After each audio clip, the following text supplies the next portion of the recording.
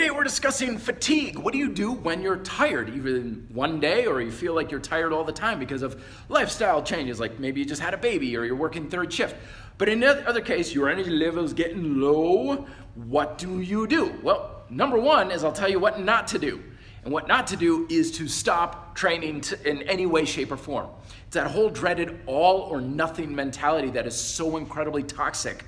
We want to avoid it like cancer, but people do this all the time, where they say, if I can't do it 100% and I can't give it everything I've got and do it perfectly, then I'm just not going to do it at all.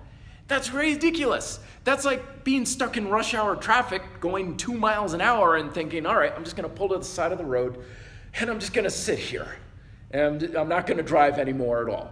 Meanwhile, everyone else in the car is like, dude, keep going. Once we're past the accident, you can go faster. You're like, no, if I can't go 60, there's no point in driving at all. I'm just going to sit here on the edge of the interstate.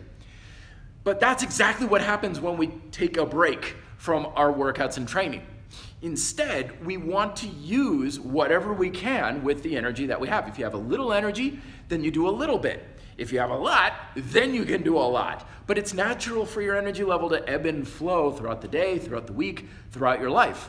And the key is to match your workouts with that flow. Because if you try and force yourself into workouts that are too long, too hard, and too draining, you're just gonna drive yourself into the ground.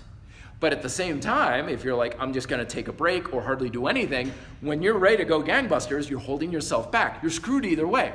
Have a flexible routine, a routine that you can easily adjust so you bend rather than break.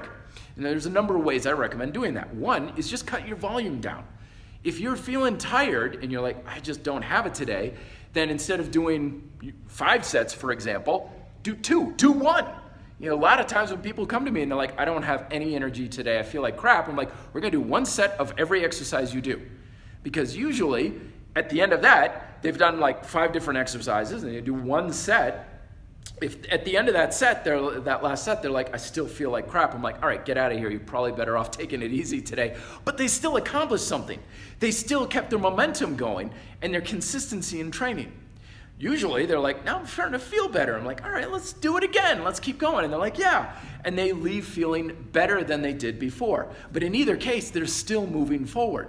Because that consistency is so vitally important. It's more important than your workout, your intensity, your reps, your sets. The consistency of habit is what we're trying to preserve at this point. Now, a lot of times too, people are like, I feel like I want to do something, just not the same thing. Well, then that's fine. Adjust the intensity, adjust the volume, whatever, even if it's just 5 minutes, it's still worth doing.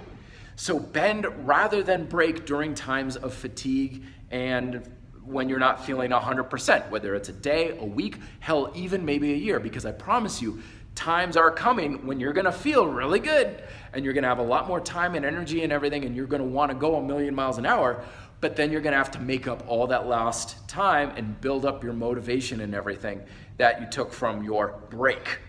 Hopefully that gives you some things to think about. Let me know if you have questions or ways to beat fatigue, tips for the RDP community down below. Be fit, live free.